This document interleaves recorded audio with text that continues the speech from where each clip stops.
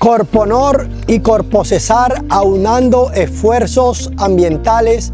En el día de hoy, Corponor traslada por ubicación geográfica 103 individuos de la especie Chelenoidis carbonaria, comúnmente conocido como tortuga morrocoy.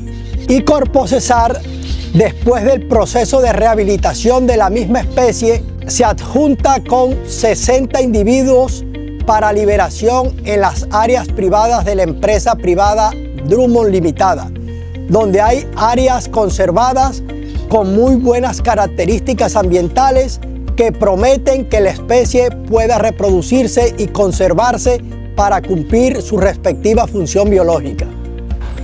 Corpocesar invita a la comunidad cesarense a proteger las especies de fauna silvestre en el departamento del Cesar.